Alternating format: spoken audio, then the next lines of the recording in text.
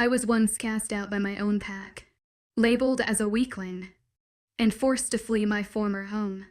Yet fate has placed me in a new pack as their Luna. Chapter 7. I was pulling on the shirt and jeans Jenna had thoughtfully brought me earlier that morning. The doctor had just given me the all clear, declaring me fully healed with everything seemingly back to normal. The only lingering evidence of my injury was a slight soreness in my shoulder where the bite had been. Surprisingly, not even a scar remained from what should have been distinct teeth marks. As I finished dressing, Jenna Ray entered the room while I was slipping on the shoes she had retrieved from my quarters. "Ready to go?" she inquired, her caring nature evident in her tone as she observed me rising to my feet. "Yep," I replied with a smile, which she warmly reciprocated. We exited the pack house, leaving behind the small hospital-like room where I'd been recovering. Jenna took the lead, guiding me towards what I assumed was the deceased Luna's final resting place. She had mentioned this morning, while delivering my clothes, that she'd escort me to the grave if I still wished to visit. Not far from the main pack house stood a majestic willow tree that had caught my eye on my second day here during my initial outing with Jenna. However, I hadn't ventured closer for a proper look until now. As we approached, I noticed a headstone nestled at the base of the tree, partially obscured by the cascading branches. "She was buried here?" I asked, turning to Jenna for confirmation. She nodded solemnly. "Yeah," she explained, her voice tinged with reverence. She adored this tree. It was the backdrop for so many significant moments between her and my cousin. Their first kiss, when he asked her out, and even his proposal all happened right here. This willow became their special place. She always said that if she fell victim to a rogue pack or met her end by other means, she wanted to be laid to rest here. At the foot of this tree, we had come to a halt a few paces from the willow. I glanced at Jenna, noticing her bowed head, before returning my gaze to the tree, taking another step towards the headstone that marked this sacred spot. I felt a profound sense of the love and history etched into this peaceful corner of the pack's territory. Kneeling down on the grass in front of the grave, I bowed my own head and sent up a silent prayer to the pack's lost Luna. I was praying that she'd help give me the strength and courage to help her mate run the pack like needed to be done. And then I just prayed that she was happy and watching down over Norman and keeping him safe like I knew she would be.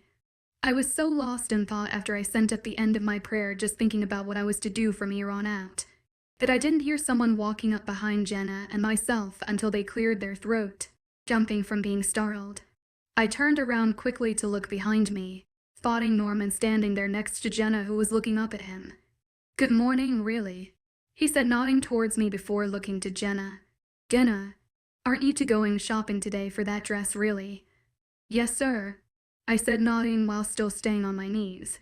I asked Jenna to bring me to the Luna's grave this morning before we left. I wanted to pay my respects to her, and maybe ask her for some guidance on being a Luna of a pack. "Well, you two had better be going," he said, nodding once. "The ceremony will take place tonight just after dark. The pack has already been made aware of the ceremony, just not its purpose for having it." "Yes, sir," I said again as I nodded before standing to my feet, brushing the bits of grass and dirt from my knees after standing, looking to Jenna beside him. I watched as she nodded her head, signaling that it was time for us to go and do that shopping. "I will see you tonight, really," he said as we walked off away from where he still stood by the Luna's grave, watching us as we left. We spent most of the day going from store to store in the local mall, just looking for something appropriate for me to wear tonight to the ceremony where HED announced me as the new Luna of the pack. As the hours drew closer to the time and Norman would start the ceremony, I became even more anxious, and I was grateful to Jenna for staying with me the whole day to keep me from freaking out and hiding somewhere. I guess after being rejected by my mate, who would have been an alpha, making me Luna by default, when I spent those years on my own, I just pushed the thought of ever being Luna from my head, and now it's freaking me out. But I told Norman I'd become Luna for his pack and help him run it. And I never go back on my word. An hour before the ceremony, Jenna began helping me get ready after returning from getting ready herself. We were going to keep things fairly simple makeup and hair-wise. I was someone who went all out for dressing up no matter what the occasion was. The dress itself was fairly simple. Just a red halter dress that stopped just above my knees and hugged my body enough to show any curves I had. I'd pair that with a pair of simple black stilettos that would probably put me at the same height as Norman when I stood next to him. The makeup we kept fairly neutral in color with the eyeshadow. The lipstick we made a little bolder to match the dress I was wearing. Everything else was kept light so it didn't draw too much attention to my face in general. My hair Jenna left down, adding some hairspray to it so that it stayed in place for the night. "You look gorgeous, really," Jenna said, smiling at me as she looked into the mirror beside me after finishing with my makeup when I was fully dressed. "I don't feel like myself," I said, smiling. "This is the most dressed up I've ever been." "Thank you, Jenna, for helping me." "It's not a problem," she said, smiling at me. "You're the new Luna after tonight. I'll do anything I can to help you out. Oh, before I forget, I bought this for you while you were trying on the dress earlier." I gave her a confused look as she held out a small black box to me. Taking it from her, I opened it to reveal a chain necklace. But on the chain was a pendant in the shape of a crescent moon. "The pendant is white gold," she said as I looked up at her after opening it. "I figured you should have something from a pack member to welcome you into the role of Luna." "Thank you, Jenna," I said as I took the necklace out of the box before turning around and placing it around my neck. "It looks good on you," Jenna said just as there was a knock on my door. "Come in," I said as I fixed my hair back into place while looking in the mirror to see Norman appear in my doorway. He said, looking at me, then at Jenna, "Jenna, it's time. I'll head on to where everyone else is," Jenna said, nodding before smiling at me as she exited out of my room. "You ready?" Norman asked after Jenna was gone from the room. "Just nervous," I said, nodding as I turned back to look at him after I was ready. "You'll be fine," he said, smiling at me and holding his arm out for me to take his elbow. "I hope so," I said, nodding, "but I would be a fool if I was nervous." He nodded and remained silent as we made our way down the hall towards the others, like he was contemplating something. "You look beautiful tonight, by the way," he said after a few moments. I looked up at him to see he was still looking straight ahead after saying that, but I could feel my cheeks heading up with a blush from the comment. Maybe I've been without male company too long. Or maybe I've begun to crush on him so started joining his pack. Either way, I quickly turned my head back to look ahead to keep him from noticing the blush, taking a deep breath as we reached the open arch that led into the main den where everyone was gathering for this. I willed the blush to go away as Norman dropped my arm before bowing slightly to allow me to enter the room first. Every head turned towards our entrance, making me feel like they were criticizing me already and that didn't even know the reason for the ceremony tonight. Taking yet another deep breath, I looked over to Norman as he walked up to me before motioning to the front of the room. Shakily, I followed him to the front before standing off to the side as he called for everyone's attention. "Now I haven't spoken a word about why we're gathering tonight," Norman said once the room got quiet as he looked around at all the faces. "But we are gathering for 2 reasons tonight. 1, Ms. Riley Black has yet to be properly introduced to the entire pack, and after her actions the other day with young Abigail and protecting her from the rogue, now would be the best time." I watched as the group murmured amongst themselves as he paused for a moment before calling back the order of the room. I could see Jenna and Matt standing among the crowd, smiling up at me. "Second," he said after the room quieted down once more, "you all know we've been without our Luna for several years now, and it's starting to affect our pack negatively. Now what I'm about to tell you was taken lightly and some consideration was made before we decided to bring this forward to the pack itself. Riley Black, had she not been rejected by her mate, would have been Luna of her own pack. Now she did not agree to this right off, for fear that you all would turn against me. That alone shows she cares more for others than herself for power. But when she saved Abigail's life from the rogue and was injured herself, she proved to me as the alpha that she would look out for a pack before herself, whether she would have willingly agreed to this or not. I was going to make her the Luna of this pack." He took a moment, allowing the news to fully sink into what he had just said, while looking back to me and motioning for me to go stand beside him in front of everyone. Shakily, I walked over to stand by him as the murmurs began again and eyes turned towards me. I watched nervously as finally every eye was focused on me at the front of the room next to their alpha. Would they accept me as their new Luna after being a rogue? I didn't know, and that's probably what scared me the most. We stood there watching, as slowly, one by one, every head in the room bowed down in respect. I was stunned, to say the least, but I was grateful they were so accepting of the matter. I looked over at Norman as he smiled back at me. "I told you they would be accepting of you as the new Luna, really," he said as I slowly returned his smile. "Go meet your new pack officially, and enjoy yourself tonight too. You are the guest of honor after all, Ms. Black." I smiled up at him and nodded before turning my attention back to the others as they had all lifted their heads up to peer at me. Taking a deep breath, I made my way into the crowd and greeted everyone, with Jenna and Matt by my side to help me out. Chapter 8. Norman said that he was going to slowly introduce me to the life of Luna, allow me to adjust to it instead of just throwing it all at me. Besides, he had to inform the council apparently that he had a new Luna for his pack, and he didn't want any misconceptions about why I was Luna when I lost his mate. Or soon-to-be mate, for that matter. The last thing we needed right now would be other alphas from around the states thinking that Norman had gotten himself the new mate after losing his to the rogue attack. The pack seemed welcoming enough of me being Luna. Even at the ceremony, everyone had warm smiles on their faces and was greeting me with warm welcomes. Every single person in the room had wished me good luck with the new task at hand from me, and those who had witnessed my acts of bravery and loyalty the night of that rogue attack where I had been injured told me that I'd do greatly as Luna. Just hope I could live up to their expectations and not let them down. Norman told me this morning, after I met him up at his office for my first day on the job as Luna, that in about a week's time, we would be heading to a neighboring pack's land to join in a meeting amongst their other allies to discuss the sudden increase of rogue activity in the area. Nodding my understanding, he told me I was free to go and that if he needed me for anything he'd call for me.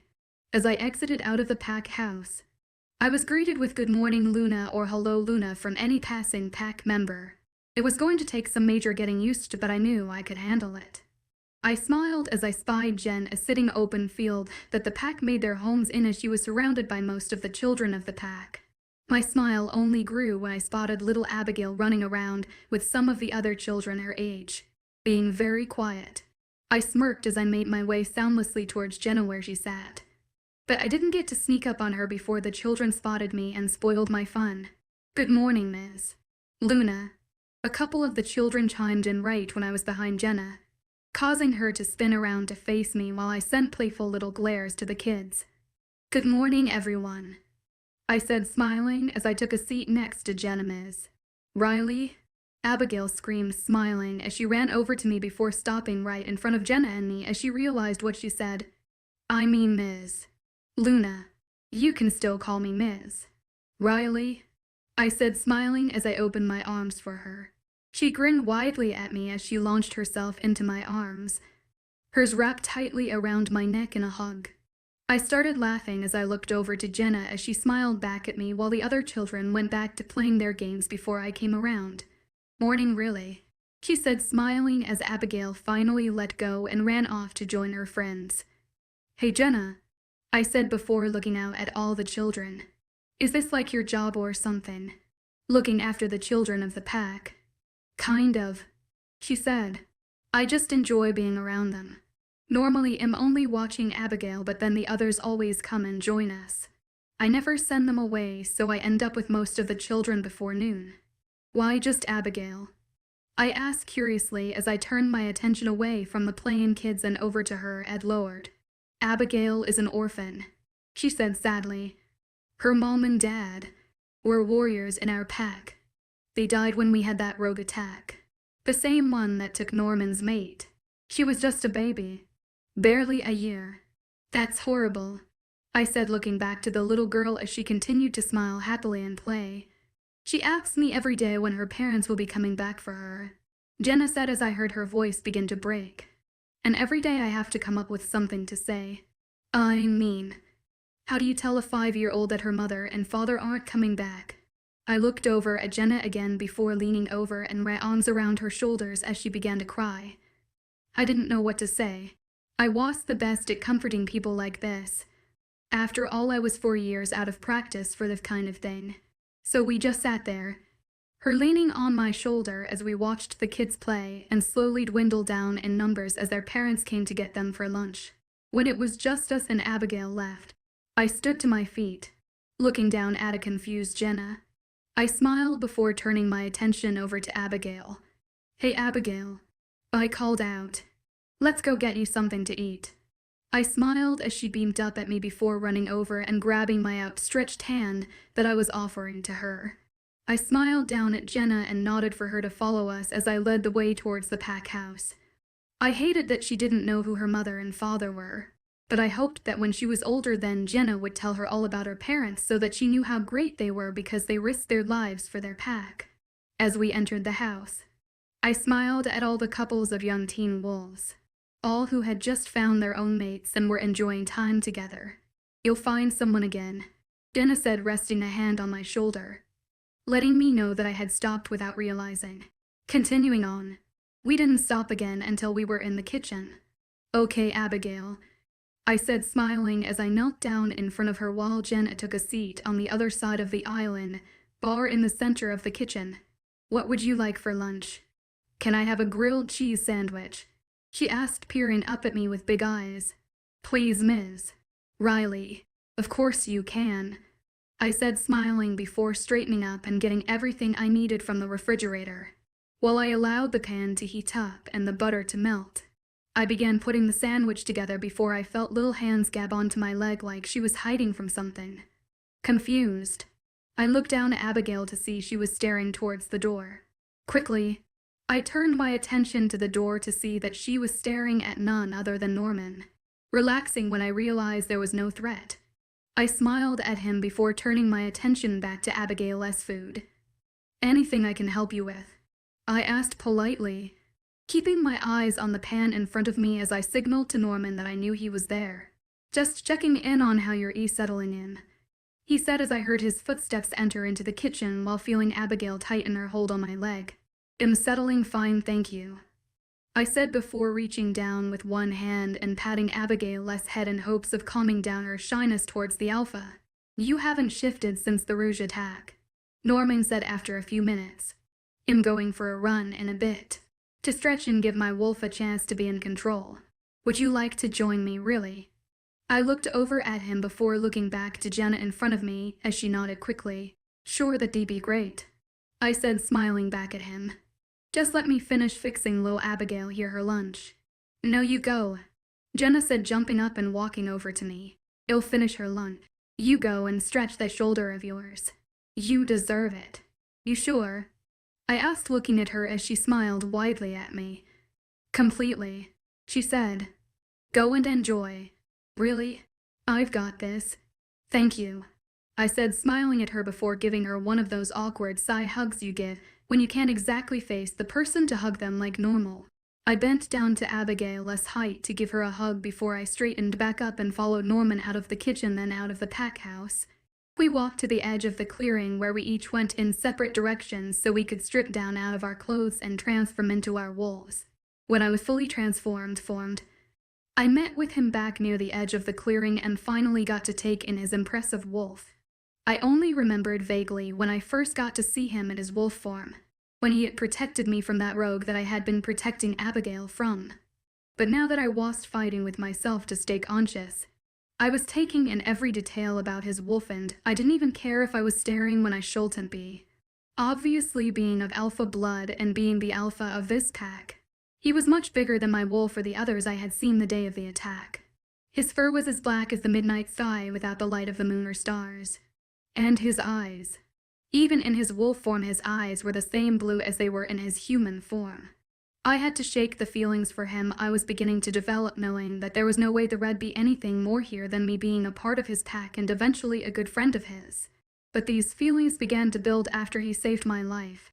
I tried to reason with my heart that he didn't save me because he cared about me like that, but because I was a member of his pack now, and it was an alpha's duty to protect all members of the pack. But still, it didn't help with the compliment he had given me just before we joined the others for the ceremony in which he announced my new title to the rest of his pack. If anything, It made my feelings stronger for him.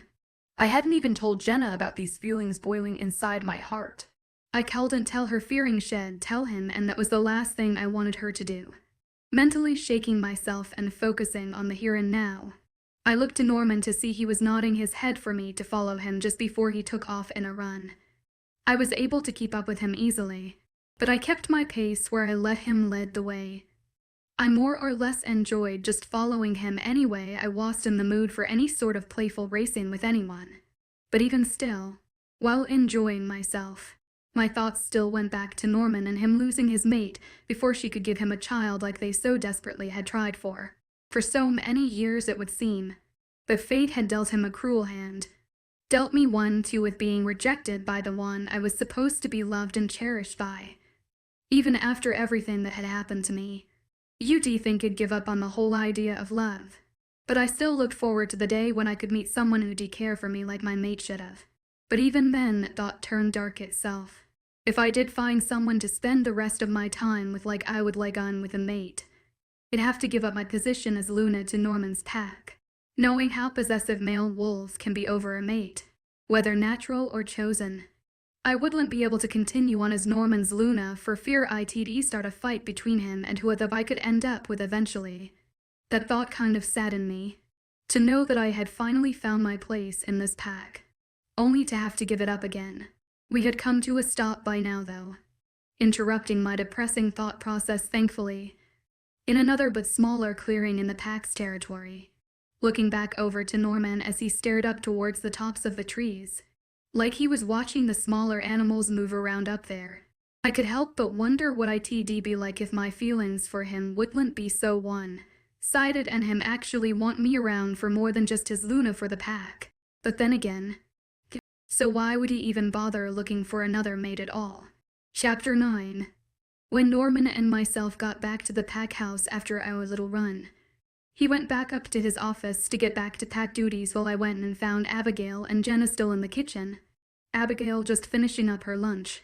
"You're back." She beamed at me as she moved away from her plate and ran towards where I stopped in the doorway to the kitchen.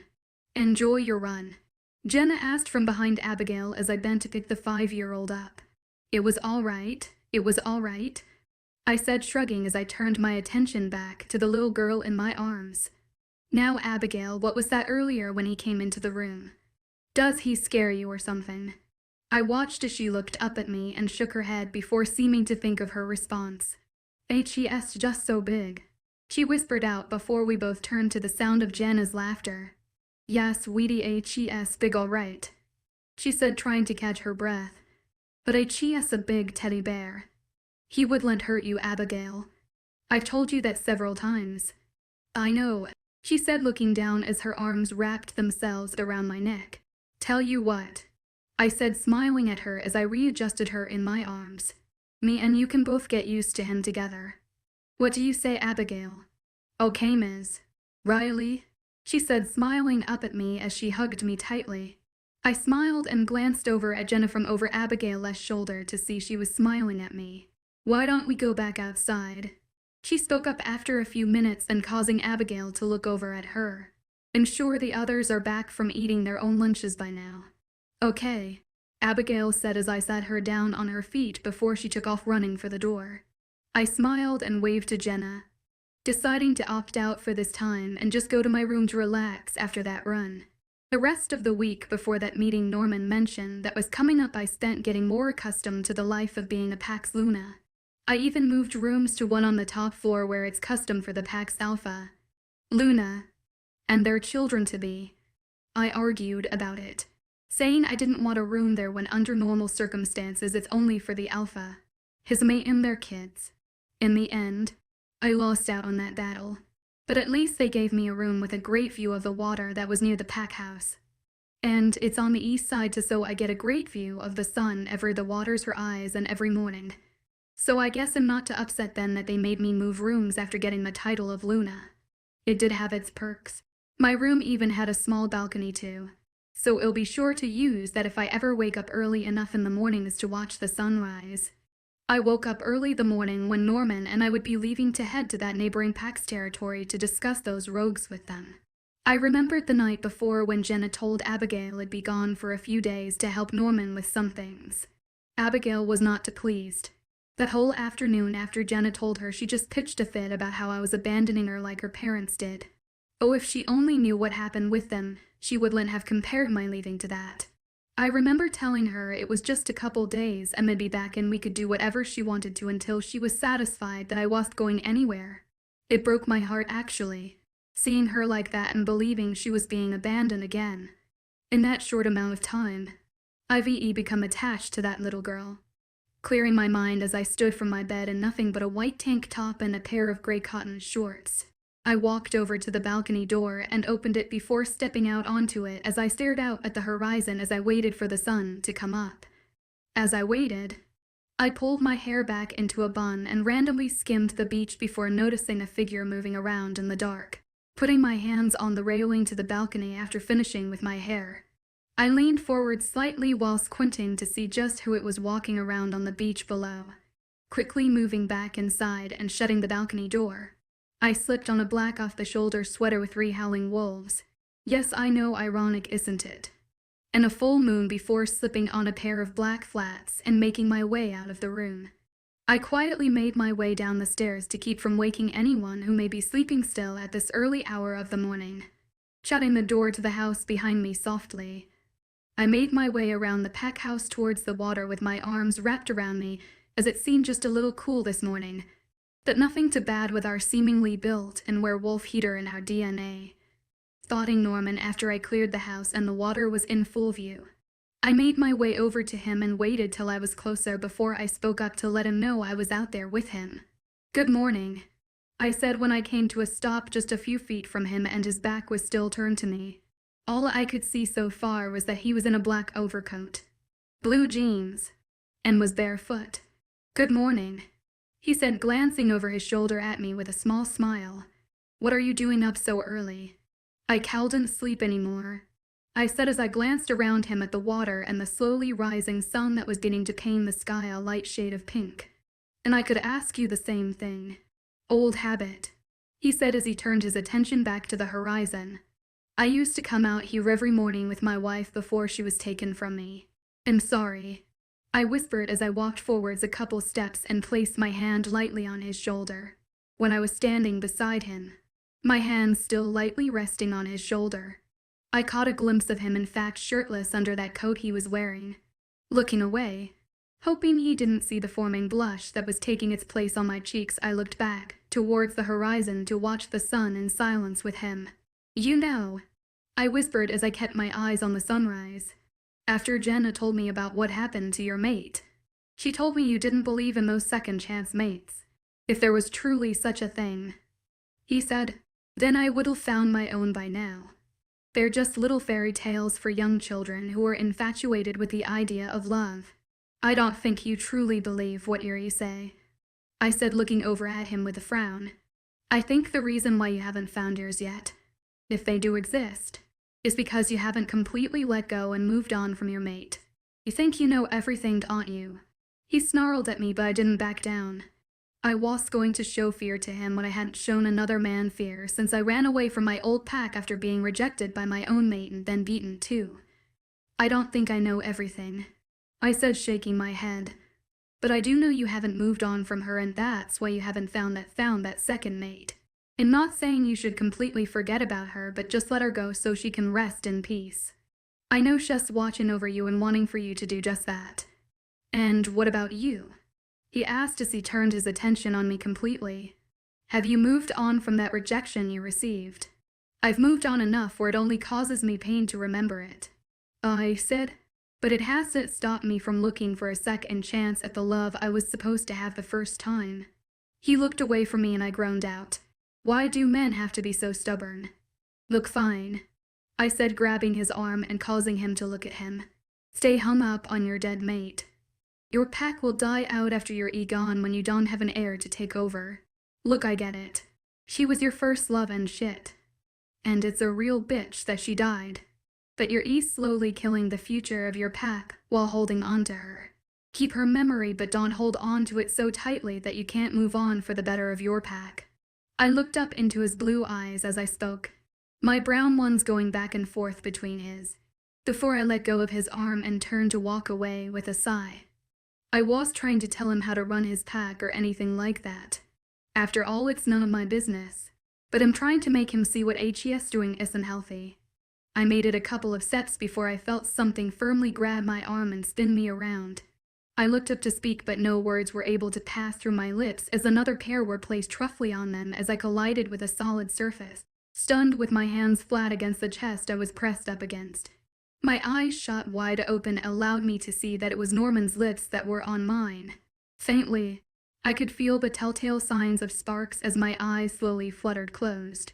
Those sparks were faint, but they were there all the same as my arm slowly rose up to circle around his neck while the firm grip he had on my arm went away as his own arm circled my waist and pulled me closer to his body. Finally being able to pull away, my eyes opened as I looked up at him as I blinked and tried to figure out what had just happened. I pulled back away from him, but kept my arms around his neck while his own stayed into their place around my waist. I opened my mouth to say something, but just ended up closing it again when nothing would come out. So instead, I just stared up at him and waited to see if he'd speak up first for me. "You're right," he finally whispered as he peered down at me. I had been holding on to her for too long. I was just too blinded by grief to truly see that. And it took someone else to tell me that I needed to open my eyes and see just what was in front of me now. I felt a blush rising to my cheeks as I smiled up at him before pulling away from his grasp completely. "We should, I said, clearing my throat. "We should probably go get ready to leave." And with that I walked off back to the house, but not before turning back to glance at him one last time with a smile on my face. Chapter 10. The ride to the other pack's territory was a long and awkward one after what happened this morning between Norman and me.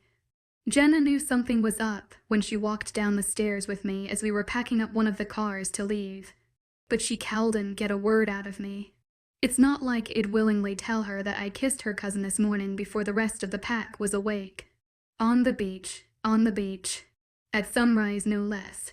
Norman told me as we were heading back upstairs to get dressed for our trip to the other pack that I wouldn't need to wear anything fancy. So I chose to wear a simple and plain white shirt and some baggy jeans that still fit just right that I bought with Jenna. Norman himself was in a simple shirt and jeans, so I knew it'd be okay, at least if he was dressed the same way as me. I had my hands clasped together in my lap as I stared out the window and watched the trees pass us by as we drove on. My mind kept replaying what happened this morning. The talking, my little rant to him about letting go, and then finally the kiss. Bearing a glance over at him, I looked to Norman as he drove us closer to our destination, his right hand on the steering wheel as he seemed to be chewing on his left thumbnail, a habit I picked up that he did whenever deep in thought. "Jenna told me Abigail was so happy knowing you were leaving with me for a few days," Norman said finally, snapping my attention from my thoughts. "She compared my leaving to her parents," I said, looking down at my lap. "She thought I was abandoning her, that they had abandoned her when she was just a little baby." "You know you're not," he said as I looked over at him to see him glance at me before turning his attention back to the road. "And when she's old enough to really understand what happened, someone will tell her what really happened to her mom and dad." "Who will tell her?" I asked, looking over at him, waiting for his answer. "Either Jenna," he said, sparing me another glance, "or if she's adopted in the future, then whoever adopts her can tell her. I promise you shall know the truth about her family when she's old enough." "Why hasn't anyone adopted her yet then?" I asked. "She's 5 years old. I've tried finding her a home with some of the members of my pack," he said, letting out a sigh. "But no one wants a kid when they're either trying for their own or already have enough to take care of. Then others just don't want one, period. Then I'll take her," I said, looking over at him determinedly. "Give me my own place and I will. I'll raise her myself. It's not like I have a mate who wants kids with me as we speak." I watched him glance over at me again before looking away and letting out a sigh. "You are the Luna of the pack now," he said, "and your place is the pack house. And while you are Luna, that's where you have to stay. I'm sorry, really." I sighed in defeat and laid my head back against the headrest in the car, closing my eyes. How much further until we're there? I asked, not even opening my eyes to look over at him. He said, just a few more minutes. And really, I'm sorry you had to be dragged away from Abigail like this. I know you've gotten attached to her. If you're serious about wanting to take care of her full time, then I'll see to it that you get to. I smiled over at him before I felt the car come to a stop and he cut the engine. Looking ahead of me, my smile dropped when I realized where it was that I was now at. I looked up at the all-too-familiar pack house before me. All the memories I had managed to suppress in the last 4 years were all coming back to me now in a tidal wave. Riley, of a witch, Riley. I heard Norman's voice say, "Is there something wrong? Whatever happens while we're here?" I whispered out as I continued to stare out at the house before us. "Just let it go, okay? Riley, what are you talking about?" Norman asked as I broke my attention away from the pack house and turned to look at him. "You'll see soon enough," I whispered as I turned and climbed out of his car, going to the popped trunk to get my bag from back there. I slipped the strap to my bag onto my shoulder as I stood by the back of the car, waiting for Norman to get his stuff and lead the way inside while I just simply stared at my old personal hell. "Are you going to explain to me what's wrong?" he asked after a few seconds, as we walked up to the steps with him right beside me. "It's nothing," I said, shaking my head, not wanting to actually tell him what was bothering me because he'd find out soon enough. "That's bullshit, really," he said, and I could hear the anger in his voice because I was keeping something from him. "You were smiles just moments ago, but that changed when we got here. Now why is that?" "You'll see soon enough," I said, peering at him from the corner of my eye, and waited for him to knock on the door for us to be greeted. At the sound of the door being opened, I lowered my head with my eyes to the floor as I waited for the first wave of recognition to begin with whoever was greeting us. "My God," I heard a familiar female voice say seconds after the door opened. "Is that you?" Slowly, I lifted up my eyes to see one of the girls I had originally called a friend standing there. I had been friends with everyone in the pack back then before I had even been friends with him. But then everything changed when we found out. The person standing in front of me had been his girlfriend at the time, and the two had been so sure they'd end up being mates. But then I became his mate and all my friendships just disappeared. Then began the abuse I put up with while I was still here before I ran. "Jessica," I said, nodding my head once before I looked over to Norman out of the corner of my eye. He had this clearly confused look on his face. She said before shaking herself from her thoughts. "Come on in. The meeting is in the dining hall." Norman nodded once and walked in with me right behind him before Jessica closed the door after us. "Follow me," she said before walking around and leading us down the still familiar hallway that I hadn't set foot in for over 4 years now. "Really, how have you been?" "It's been what?" "For years now since I last saw you here." "Something like that," I said, keeping my eyes away from her or my surroundings and just staring at the floor as I felt Norman's eyes on me. She didn't say anything more before we reached the closed doors to the dining hall, which she then pushed open. "Babe," she said, walking in with Norman and me following behind her. "Alpha Norman is here." And guess who showed up with him? We had come to a stop just inside the doorway. Norman standing slightly in front of me as I slowly lifted my eyes to peer ahead of me at the front of the table where he sat. "Alpha, it's always a pleasure to see you," he said before he turned his eyes to me. "My, if it isn't really. I didn't expect to see you again after you turned tail and ran. Going rouge. Figured you would have been dead by now with how weak you were." My body stiffened the second he said my name.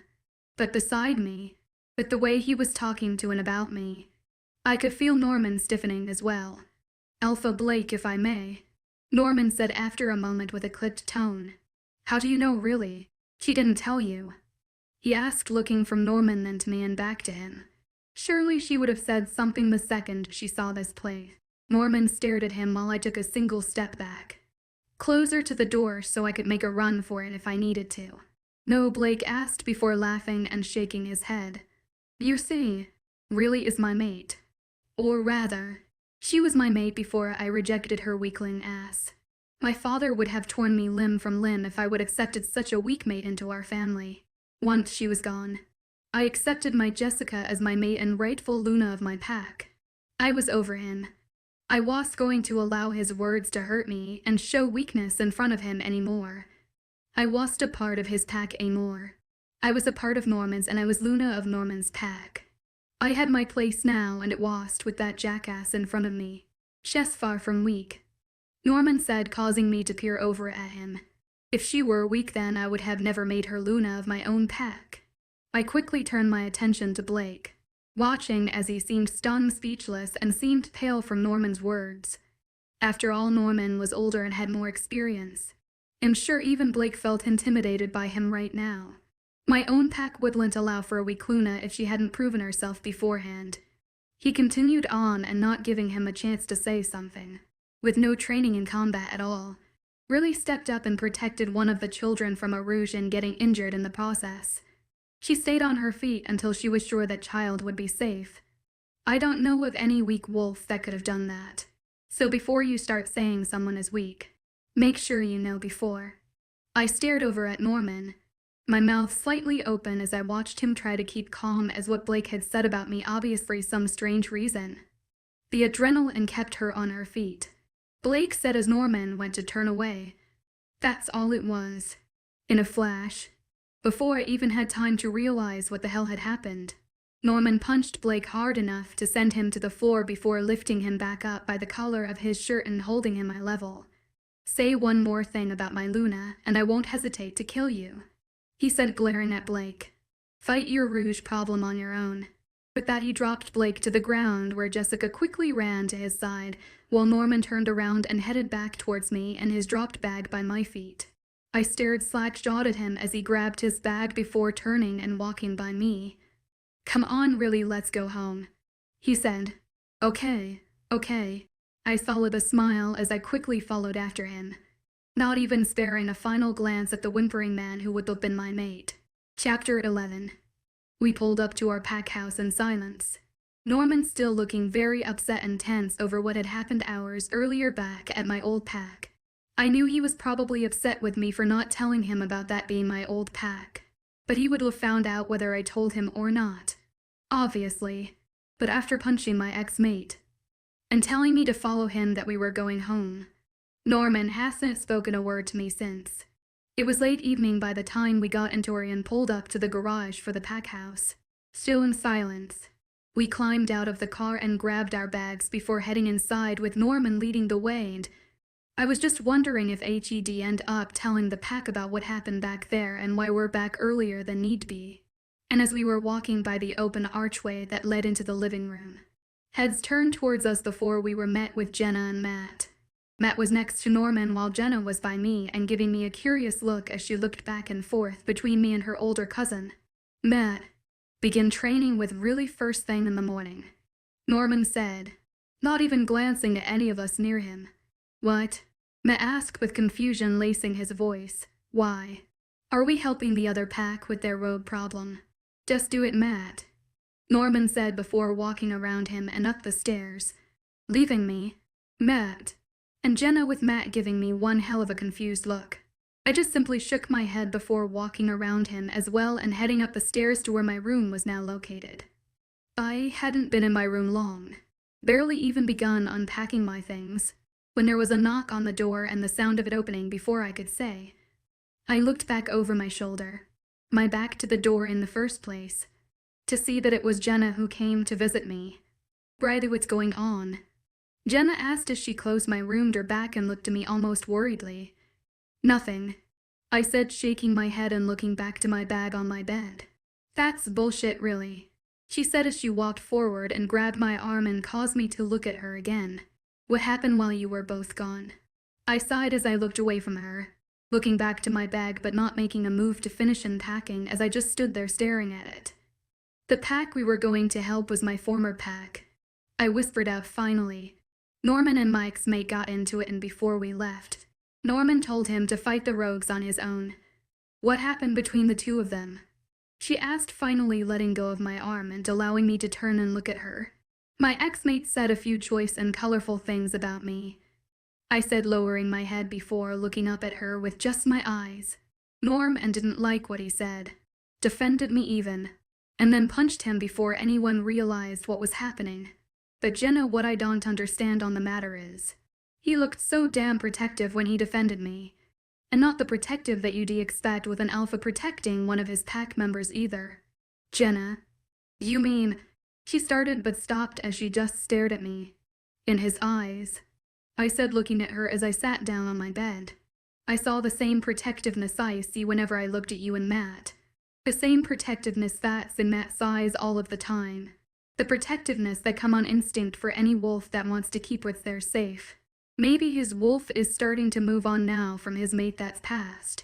Jenna said, smiling with a hopeful gleam in her eyes. Her saying that brought back memories from earlier this morning just before Norman and I left. Memories from when Norman and I talked on the beach and then him kissing me before I could walk away to give him some space after my rant about not moving on in the first place. Jenna must have caught on to my silence, because she placed her hands on her hips and sent me a glare. Okay, really now, what aren't you telling me? She said as I looked up and over at her with my eyes only as I felt my cheeks heating. I said, looking away. Well, you see, this morning I had a chat with Norman before we left for the other pack. Okay, she said, motioning for me to continue on. Well, I said, tilting my head slightly. I kind of ranted to him on the beach at sunrise about him not moving on from his mate after her death and said he was in a sense killing his pack because of it. And he kissed me before I could walk away. What? I heard Jenna squeal before she jumped me and wrapped her arms around me in a tight hug. Well, I wasn't expecting that for a reaction, I said, laughing as she finally pulled back, before sitting down on my bed beside. Is that what had you preoccupied this morning when you two were leaving? She asked as I blushed a darker shade of red than I already was before, nodding. Really, why didn't you tell me? Because your cousin is like twice my age, I said, looking at her. And I didn't think it meant anything anyway. I thought I had just pushed him or his wolf too much and it sort of happened. Riley, if he or his wolf was being all protective over you back at your old pack with your dumb sex mate, she said, smiling at me, then it most definitely meant something. It's just him not sure how Norman feels about this. Or if he even understands what the hell happened. Yeah, I said, nodding with a sigh. I could see in his body language back in the car on the way home and then downstairs that he didn't understand what the hell had got into him. I mean, you said so yourself that he doesn't believe in the second chance mate that some wolves are lucky to get. Hell, he even told me that on the beach before my rant. That's why I'm not going to say anything, nor bring up what happened. But let him figure it out, and then he can come to me if he wants to, but I'd understand if he didn't. You can't force him, and it'd be a damned fool if I tired. I watched as she nodded, seeming deep in thought before her eyes looked back to me. I guess that's why he wants Matt to start training you to fight now, she said. He might be worried that your ex-mate will try and start something after what happened today. Yeah, that wouldn't surprise me, I said, shaking my head as I stood to my feet before turning back around to unpack my bag again. I knew Black all my life. He was all about power and strength. Hell, he called me weak in front of Norman, and I think that's what caused Norman to go all protective alpha, at least on him. Norman just basically challenged Blake, and Blake will step up and accept that challenge, probably being the first one to make a move. It won't surprise me if we get attacked by my former pack in the coming weeks. Well then, Jenna said as she stood to her feet. Guess we better get started on your training first thing in the morning then, like my cousin said. At least so you can finish unpacking then head to bed. I know it's been a long day for you. I smiled and nodded as she reached to hug me before she exited out of my room and leaving me to finish what I was doing. I unpacked all my things that had been taken with us when we figured we'd be gone for a few days before I headed to the build-in bathroom to get cleaned up and to allow myself a chance to relax after all the stress and traveling done today. I took a quick shower, knowing I'd need my rest tonight in order to prepare myself for tomorrow morning when I would begin my training with Matt. I think without really realizing it, Norman showed he really wanted to keep me protected, and more than just because I was the Luna for his pack. And whether he realizes that or not, his protectiveness towards me after today's events is going much farther than just the Dagius and Alpha and looking to protect one of his own. Chapter 12. It's been nearly a week since Norman and I returned from my former pack. HES kept to himself in his office and only called for me when he needed me to do something for him. Every time I look at him, I can see in his eyes that he is having an inward battle with his emotions about what's going on. Everything from him actually kissing me the morning before we left for my old pack to was over protectiveness of a pack member at my former pack where I was apparently disrespected in his eyes. And I guess I was. I've been training with Matt and the other warriors daily, getting ready in case there is a fight between packs approaching. The only ones who know about this are Norman, Matt, Jenna, the other warriors, and me. We've chosen to keep this just amongst ourselves to keep the pack from panicking. It was early morning. The sun was already visible in the sky and some of the other warriors were out practicing as well. Matt and I were doing a quick morning warm-up of jogging around the territory perimeter before we moved on to practicing our moves again. He praises my efforts every day, saying I'm improving each session and that before long it'll be just as good as the other warriors. As we make our way back around to the front of the territory, coming to a stop in front of the pack house, I spot Norman standing there waiting for our return. I was wondering if I might spar with Riley this morning. Norman said, looking to Matt before he glanced to me. Of course, sir, Matt said, bowing his head slightly before backing off and running to join the other warriors where they were practicing at. I watched as Matt disappeared before I turned my attention back to Norman. So where are we going? I asked, smiling as he looked at me before motioning with his hand for me to follow him. Matt's been training you fight tactics. He said, I now want to see if we can't improve your speed a bit with them. How would you do that? I asked curiously as I followed him around the house to the back where the ocean was located behind it.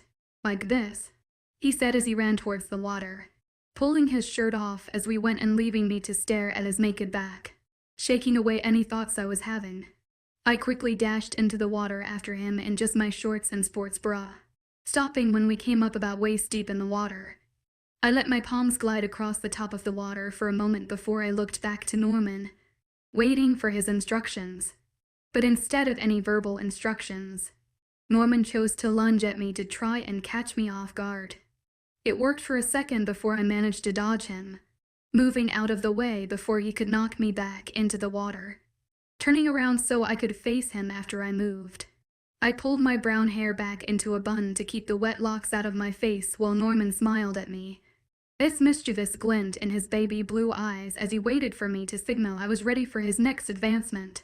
But before I decided to tell him I was ready, I quickly splashed him with a mini tidal wave of water and instantly started laughing when he appeared before me soaked. When he peered at me, his long wet brown hair falling in his face as he regarded me with what I was hoping was a playful glare, I realized I was in deep trouble. The second he moved towards me, I squealed out with a smile on my face and turned to run for the beach where I knew I could move a hair faster than I was now. Making my way to the beach, I got my feet in the sand and running faster, but I was nearly fast enough to outrun the alpha. Before I was even halfway near the edge of the sand for the beach, I was shoved to the ground by something large and heavy. Norman. I started laughing between gasps of breath as Norman rolled me over onto my back, allowing me to peer up at him as his figure loomed over me. My hands were on either side of my head, his holding on to my wrists as he stared down at me with water dripping down from his hair and body to land everywhere along mine. My chest was heaving, as was his, as his blue eyes peered down at me and moved from my eyes to my lips, then right back up to my eyes. It was like the world turned into slow motion as he slowly lowered his head towards mine, his eyes darting back down to my lips just before he made contact with them. I turned my head to the side slightly, watching as his eyes closed before I closed my own, savoring the kiss. His hands, still continuing to hold mine by my head, moved to where he was holding my hands instead as our fingers intertwined together.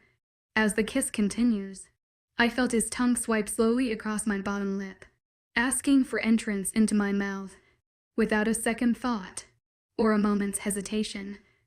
I opened my mouth for him and granted him entrance while enjoying the feel of his tongue moving around inside my mouth. As his tongue roamed around inside, his hands tightened their grip on mine, almost like he didn't want to let go. But in the end, our kiss was brought to a sudden close by someone clearing their throat. In a matter of seconds, I felt Norman's body move away from mine as I used my now free left hand to cover my mouth, then look away from the person who had interrupted the kiss. Turned make-out session as I felt my cheeks flooding with heat. Enjoy making out with my older cousin. I heard Jenna's voice from my left and I was sure if I looked over at her, she'd have this huge grin on her face. He kissed me, I said with a hoarse voice before glancing over at where she stood. Hands on her hips and this smile on her face. I'm sure he did, she said, grinning before turning her back and walking away from where I still laid in the sand. I went straight inside after Jenna left, straight to my room and stayed there until the next day. It took me that long to just get my emotions under control after that kiss from Norman. It blew my mind, to put it simply.